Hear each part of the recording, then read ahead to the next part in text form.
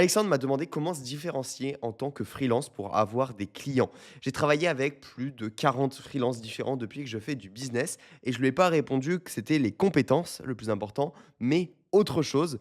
Voici ma réponse qui fait toute la différence et qui me permet de continuer à travailler avec certains. Et du coup, deuxième question, en tant que freelance, comment tu peux réussir à te démarquer des concurrents en sachant que en fonction de ce que tu veux faire, il y a plus ou moins de marché, le marché est saturé ou Ouais. pas?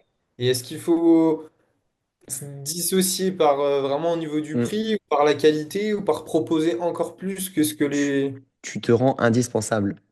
Un bon freelance, il se rend indispensable. Moi, il y a un mec un jour que je connaissais ni d'Eve ni d'Adam, il s'appelait Néo. Il m'a envoyé un message, il m'a dit, ah, je peux t'écrire tes newsletters. Je gagnais pas beaucoup d'argent encore, hein. Il me disait, je peux t'écrire tes newsletters gratuits pendant un mois. Est-ce que ça te chauffe, etc. Je dis, bah ouais, carrément. Pendant Hmm. quatre semaines, j'ai eu des newsletters trop stylés, j'avais des bons retours et tout. Et au bout d'un mois, il me dit, bon, bah, mec, ça fera 200 euros par mois.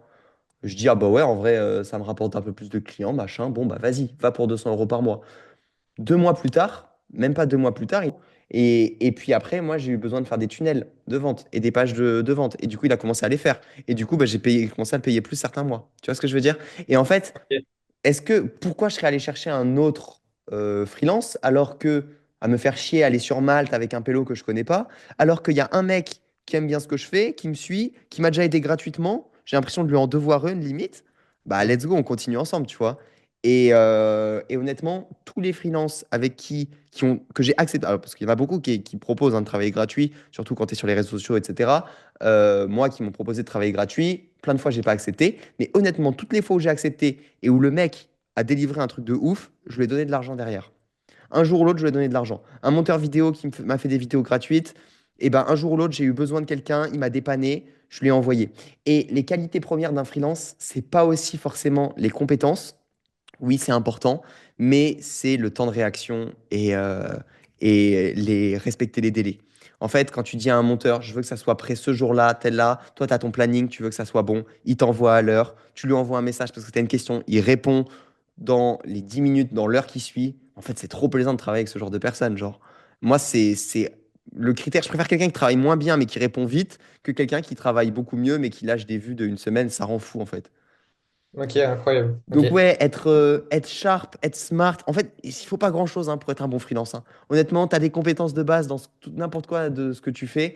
Et après, derrière, tu réponds vite, tu es sympa, tu délivres plus ton client, il te demande un mail, tu en écris un et tu fais aussi. Ah oui, parce qu'un freelance, c'est important dans son domaine de compétences. Faut qu'il propose plus à l'entrepreneur que ce que Ouais. l'entrepreneur a prévu. Tu vois? Genre, mon copywriter, il me crée un mail et il me dit, putain, je trouverais ça sympa que dans 3 jours, on fasse un autre mail sur tel sujet. D'ailleurs, je te l'ai écrit gratuitement. Putain, mais mec, je travaille avec lui jusqu'à la fin de mes jours, tu vois. Hmm. Et un monteur qui prend des initiatives, qui rajoute des moments, qui me dit, ah, est-ce que tu as bien aimé ça? Tu veux que je le mette? Voilà, en fait, c'est prendre des initiatives, rendre à l'heure, être carré, et tu fais de l'argent en étant freelance assez facilement, je pense. Il y a beaucoup de demandes.